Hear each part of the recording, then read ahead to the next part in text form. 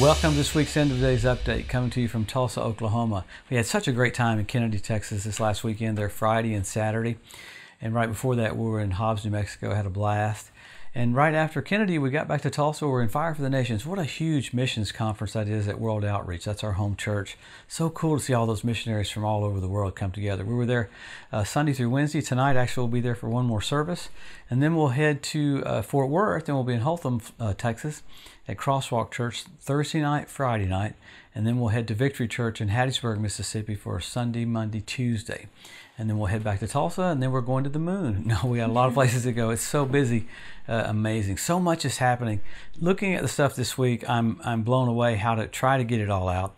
But we're looking at all the things that point to the Ezekiel 38 war, because the rapture we know is signless, but the second coming has tons of signs. So the players for the Ezekiel 38 war not only are coming into position, but they're acting like nations that want to go to war. So that shows us a big flare-up getting ready to happen. And we'll get into all that, but we get into end-time teaching as a hustle mentality, not an escape theology. Because I hear people say, well, you don't need to hear about the coming of the Lord. Well, a runner gets blessed when he sees the finish line. Watching the Olympics, the last couple of weeks, everyone's all in. There's a reserve till you get to the very end, then you push. So that's why we teach on the coming of the Lord, so that we get that push and we'll do what we're called to do in a short period of time. So remember, Jesus rebuked the crowd only one time, rebuked the Pharisees over and over and over again because they needed to be rebuked.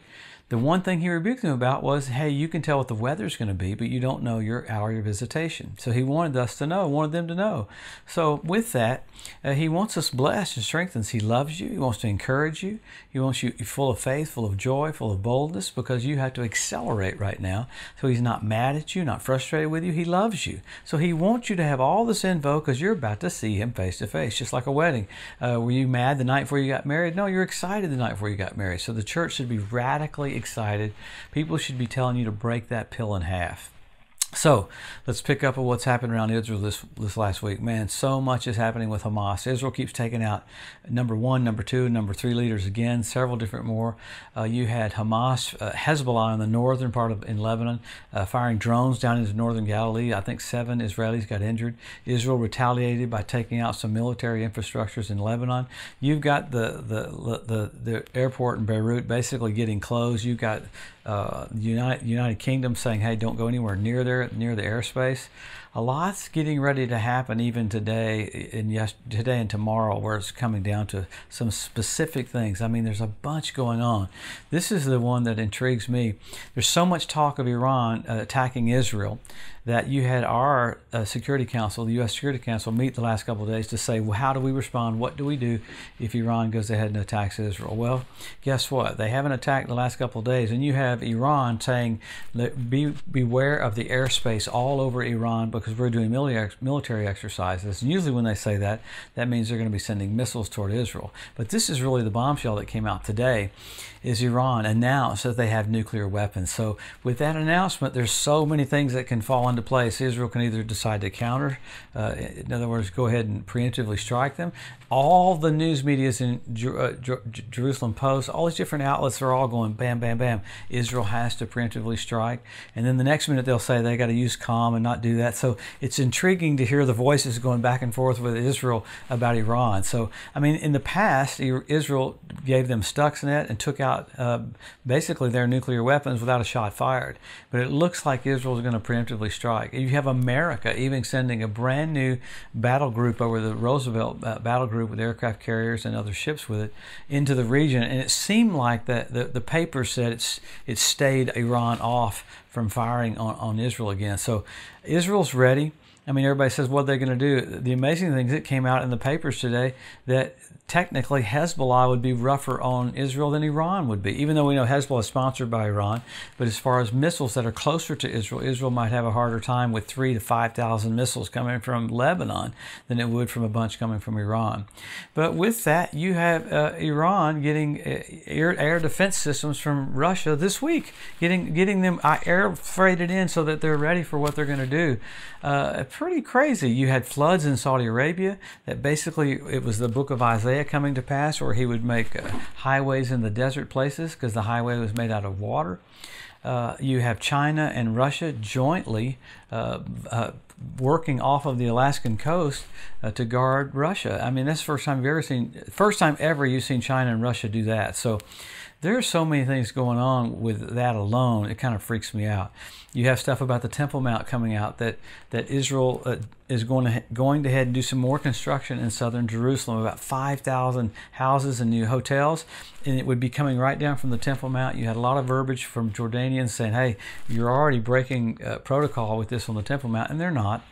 And there's more talk about the members of Knesset getting things ready for the stones for the Temple Mount. So, man, it's exciting. You have physical things happening, you have spiritual things happening, and then you say, well, why do we always talk about all this war stuff? Well, there's more than just war. You have the Apophis asteroid looks like it's coming at about the time of April the 13th, 2029, and the scientists said that they don't have enough time to study it. You think that's enough time, but that's only a few years, but that's how close it's going to come to the Earth. So you have the things in the heavens, you have the solar flares, the most that we've had in 23 years happening this week.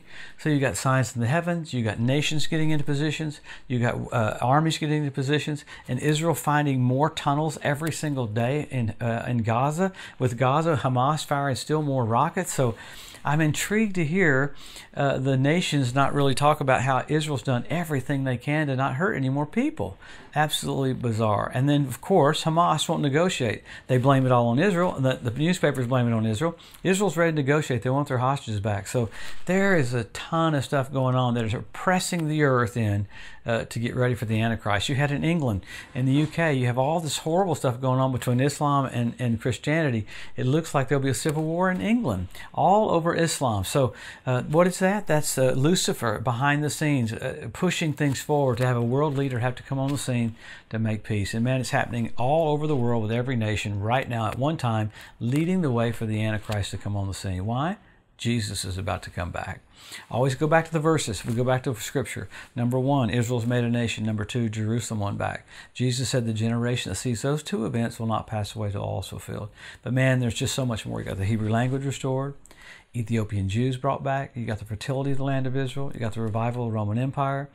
That alone is a setup for the Temple Mount Institute, where you have last names Cohen, means priest. They have all these priests that were ready with all their garb, all their stuff. You had the 5 red heifers that came from Texas, that their ears weren't clipped because of COVID, so they don't have a blemish.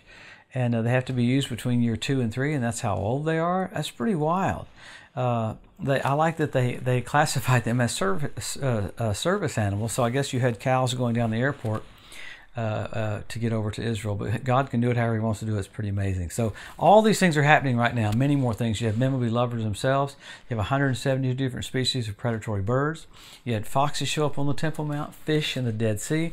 You had the Dead Sea turn blood red where Sodom and Gomorrah was last fall. I mean, that's absolutely radical. Happened on the Day of Atonement. You have Bishop Malachi giving 114 popes out of 114 popes. He got the coat of arms correctly for each pope, all the way leading up to the tribulation period. Well, the History Channel said that's statistically impossible. Only a God can do that. Well, that's our dad. He's God.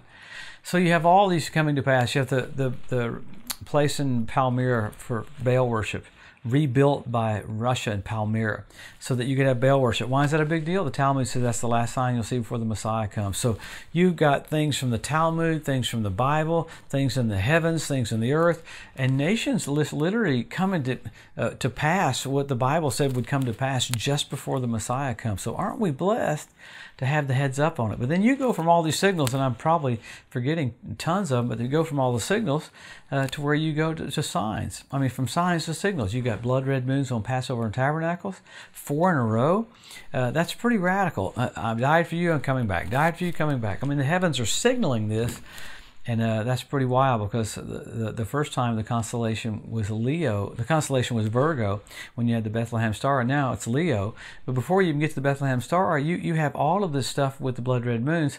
I used to think it wasn't a big deal, and when I went out and watched the first one that came out, the Lord said, I made the moon turn blood red on the night my son was murdered for you. So it's just dramatic that the heavens would say that. When's the last time you had 4 blood red moons in a row on Passover and Tabernacles? 1967, when Jerusalem was won back. 1492 at the Edict of Expulsion, when the Jews were kicked out of Spain.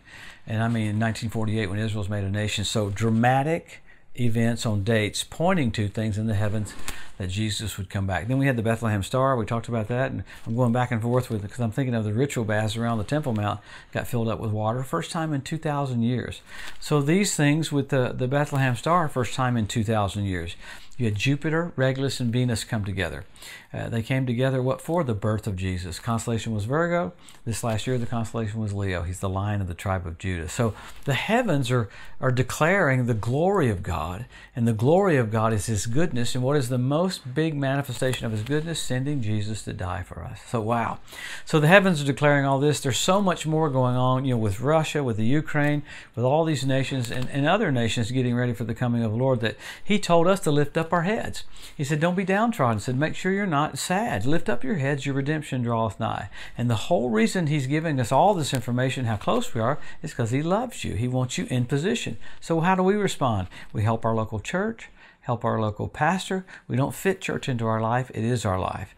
I know we see with the coming of the Lord, I hear people say these signs have all happened before. No, they've never happened before. No other generations ever had all these signs before, only ours. So we're privileged, we're blessed. So that means there's a destiny for your life to be a voice and a witness that the King is just about to come back. How exciting. You can give them all the signs, you can show them all the signals, and you can witness to people and go, look what the Bible said you'd see, and you can check off the list. That's what's coming to pass.